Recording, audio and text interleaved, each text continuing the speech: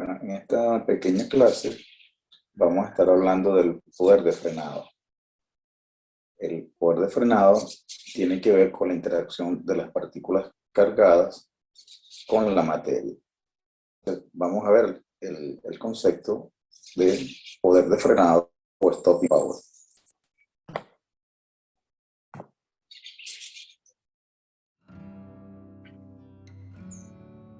Entonces, el poder de frenado o stopping power se define como la energía localmente transferida por la partícula cargada a un medio por unidad de longitud de su recorrido. Este parámetro viene en megaelectronvoltios sobre centímetro, energía por unidad de longitud. Corresponde con las pérdidas energéticas por procesos de ionización y excitación. Es decir, viene la partícula cargada con una cierta energía, interacciona con un medio y interacciona a través de procesos de ionización y excitación de los átomos que componen el medio. Una partícula cargada que se mueve a través de un material ejerce fuerzas de Coulomb con muchos otros átomos simultáneamente. Cada átomo del medio tiene muchos electrones con diferentes potenciales de ionización y de excitación. Entonces la partícula cargada incidente interactúa con una gran cantidad de electrones. No es posible calcular la pérdida de energía mediante el estudio de colisiones individuales entre la partícula cargada y los átomos que componen el medio. Sin embargo, se puede calcular una pérdida de energía promedio por unidad de distancia recorrida.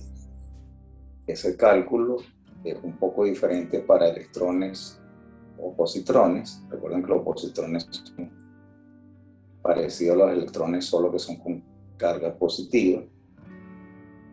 Y también se puede calcular el poder frenado para partículas cargadas más pesadas como los protones, deuterones y partículas alfa.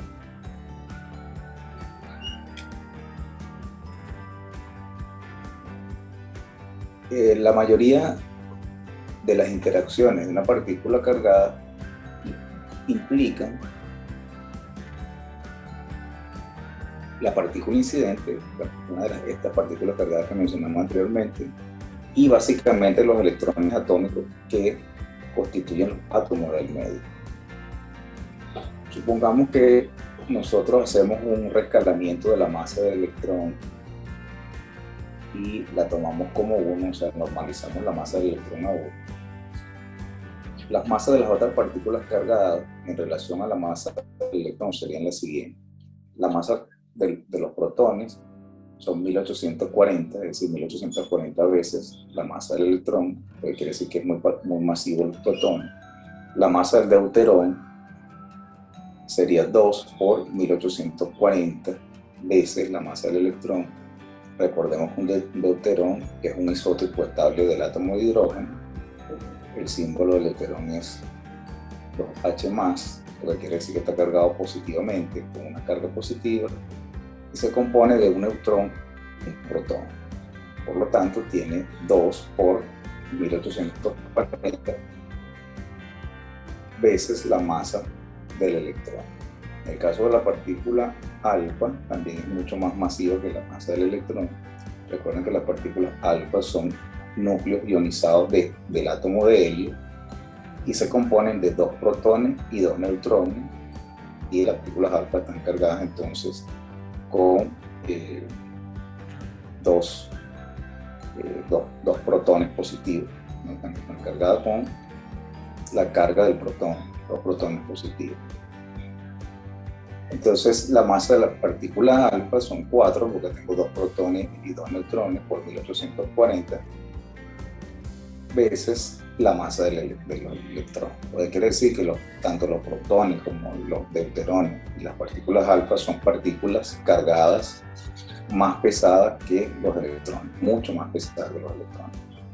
Entonces, en el caso de que los electrones o positrones son las partículas incidentes, entonces pierden una gran fracción de su energía cinética en las colisiones con los átomos del medio. Ellos también pueden dispersarse fácilmente en ángulos grandes, como resultado de lo cual su trayectoria es un zigzag. Es decir, si la partícula incidente es un electrón, entonces la trayectoria dentro del material sería una especie de zigzag. ¿No? Recuerdo que los electrones son mucho menos masivos y van a interactuar también con los electrones del medio. En el caso de que tengamos partículas incidentes, que son partículas cargadas pesadas, como protones, deuterones, partículas alfa o iones pesados, estos se comportan de manera diferente a los electrones cuando inciden en medio. En promedio pierden pequeñas cantidades de energía por colisión. Ellos apenas son desviados por los electrones atómicos que componen el medio y su trayectoria es casi una línea recta. Entonces aquí podemos ver, esto sería más o menos la interacción de las partículas cargadas pesadas en el medio. Su trayectoria sería casi una línea recta. Si son electrones los que inciden en el medio, lo que tenemos es una trayectoria que es en zigzag. Entonces, hemos dicho que el poder de frenado, entonces, es la energía que pierde una partícula cargada en un medio dado por unidad de longitud recorrida.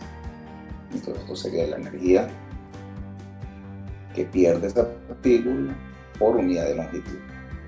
Entonces, aquí tenemos, digamos, por ejemplo, que esta partícula son electrones que inciden en un medio que está compuesto por una cierta cantidad de átomos.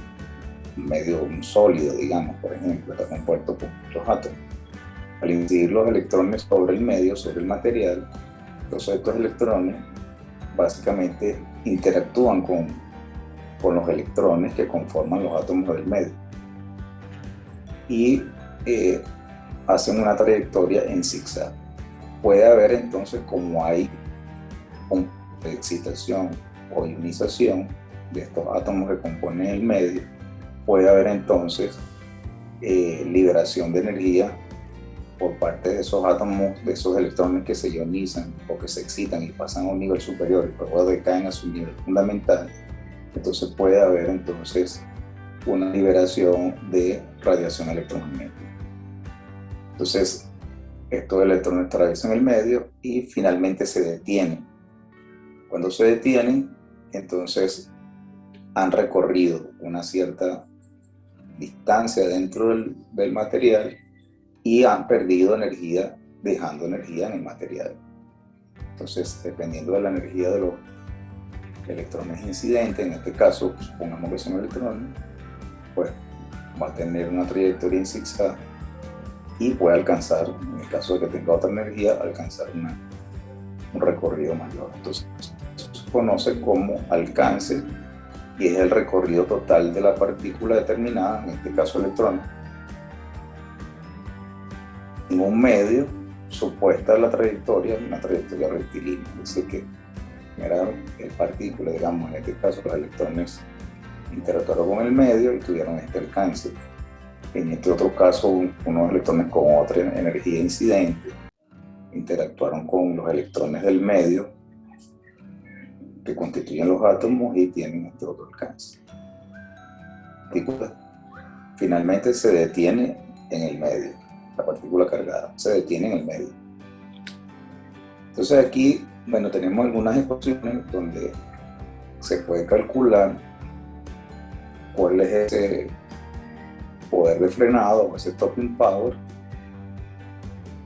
debido a protones, deuterones, partículas alfa y iones pesados. Esto sería esta primera ecuación. Si la partícula incidente son protones, deuterones, partículas alfa, entonces tenemos esta ecuación que está acá, una primera ecuación, una segunda ecuación de poder de frenado para electrones. Entonces tendremos esta ecuación un poquito más larga que la primera, y para positrones que inciden en un medio tenemos esta otra ecuación. Entonces vamos a ir viendo entonces qué significa cada una de estas letras que tenemos aquí.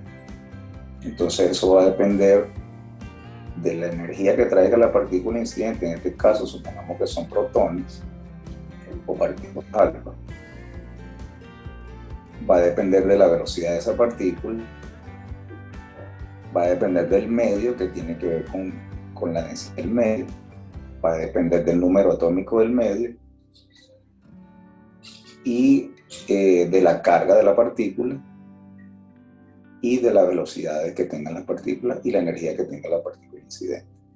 Entonces, vamos a ver cada una de esas letras, qué significado tienen. Estas ecuaciones, el stopping power, el poder de frenado, va a venir entonces en megaelectrón sobre metro, energía por unidad de longitud. Entonces, en la ecuación es R0, ¿verdad? R0 entonces el radio clásico del electrón es alrededor de 10 a la menos 15 metros. Después tenemos 4pi por R0 al cuadrado, eso es alrededor de 10 a la menos 28 metros cuadrados.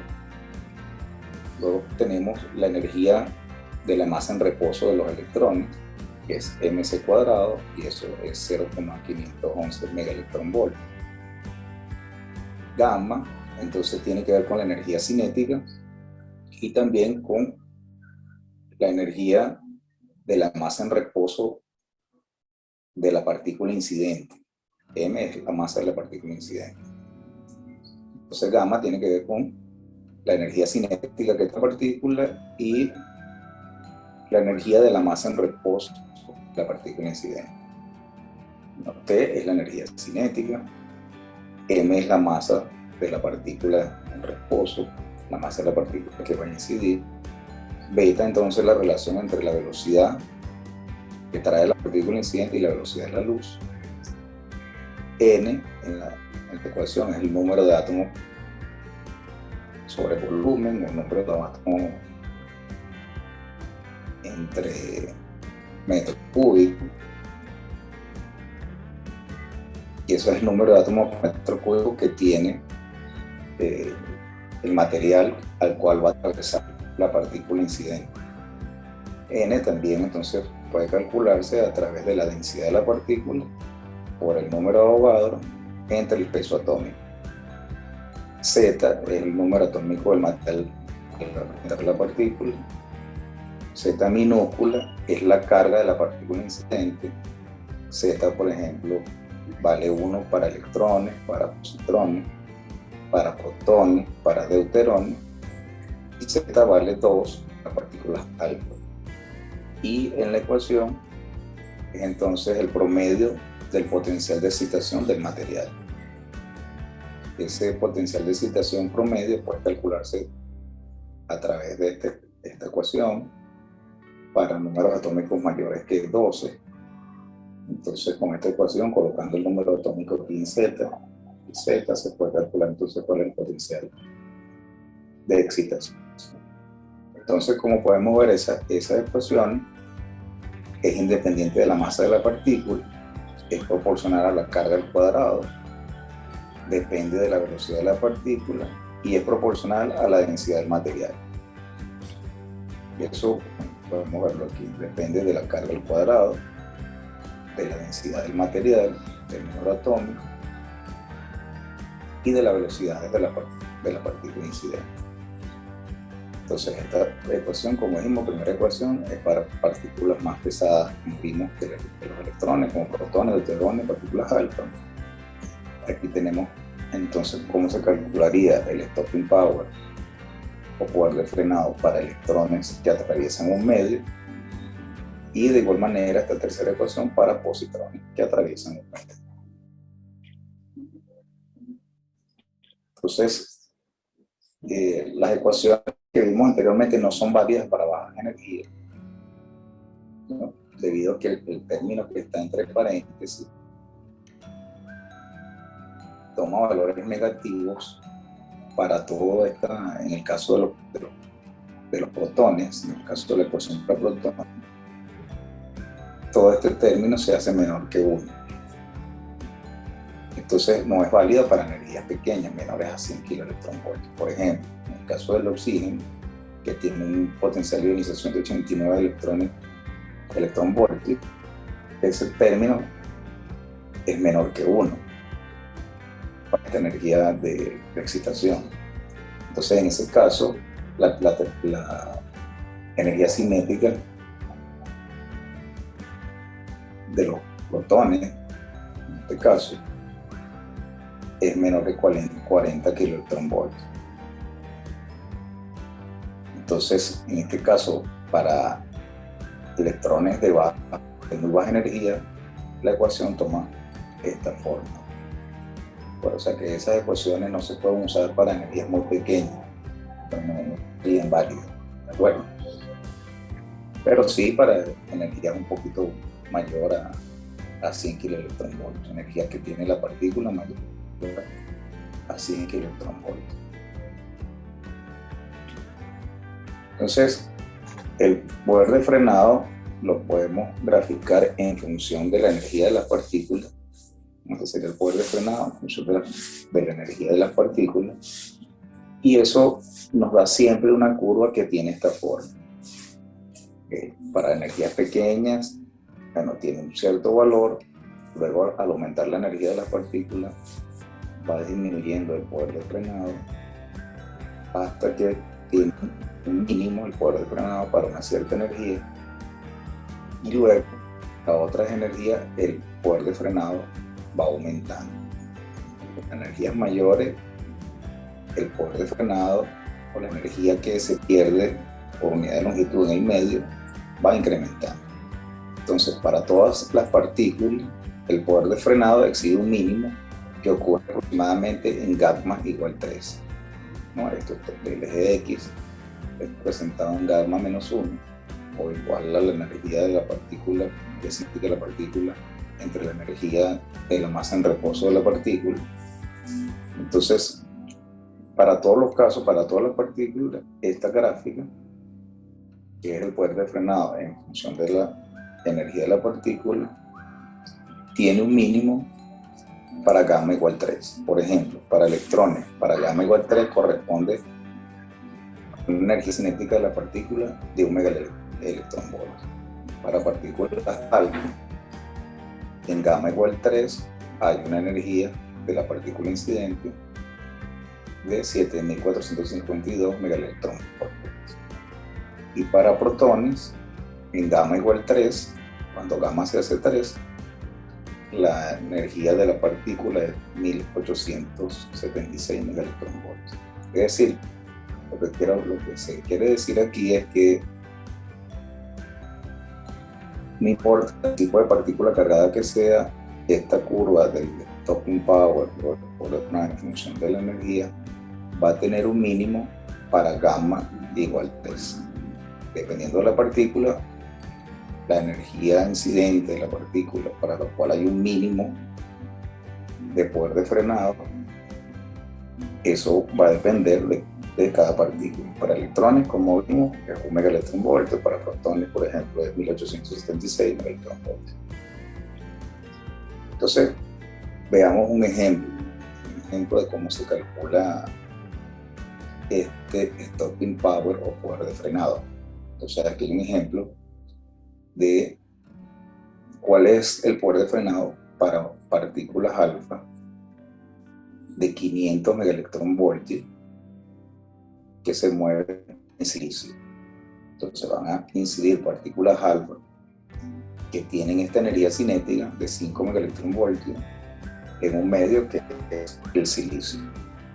Entonces, para eso vamos a usar la ecuación para partículas alfa, que es la primera ecuación que teníamos anteriormente, donde estaban apareciendo las tres ecuaciones. En la primera ecuación vamos a usar esa, que es para partículas alfa. Y los datos serían, bueno, como es silicio, entonces tiene un peso atómico de 8 gramos por mol, tiene un número atómico igual a 14 y tiene una densidad de 2,33 kilogramos por metro cúbico. Entonces lo que tenemos que es ir sustituyendo, calculando algunas cosas para sustituirla en la ecuación que tenemos acá arriba. Entonces, lo primero que vamos a determinar cuánto es gamma. Entonces gamma, recuerden que era, vimos anteriormente, aquí tienen gamma, que es la energía cinética más la energía de la masa en reposo, en este caso de las partículas alfa, sobre este mismo término. Y eso es lo que calculamos en este caso. Entonces 5 es la energía cinética, que son 5 megaelectronvoltios. 931,5 es multiplicar la masa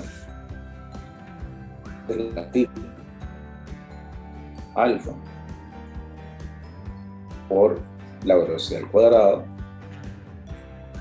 y estamos multiplicando por 4 porque son 4 partículas, es decir, son 2 protones y 2 neutrones. Entonces aquí sería multiplicar la masa, por ejemplo, de los protones, ¿verdad?, por la velocidad al cuadrado. Recuerden que la masa de los protones y la masa de los neutrones son muy parecidas. Entonces por eso se multiplica por 4, porque tenemos 2 protones y 2 neutrones. Este término 931,5 sería multiplicar la masa del protón, por ejemplo, por la velocidad de la luz al cuadrado. En eso pasarlo a megaelectronvoltios, multiplicar por 4, y eso nos daría el término mc cuadrado sobre mc cuadrado, y eso nos da este valor 1,00134. Esto no tiene unidades porque arriba tenemos megaelectronvoltios y en la parte de abajo también tenemos megaelectronvoltios. Entonces ahora calculamos beta cuadrado, que lo necesitamos en la ecuación. Beta cuadrado es 1 menos 1 entre gamma cuadrado, ya que hemos calculado gamma cuadrado, eso nos da 0,0268. Esta beta cuadrado no tiene unidad tampoco.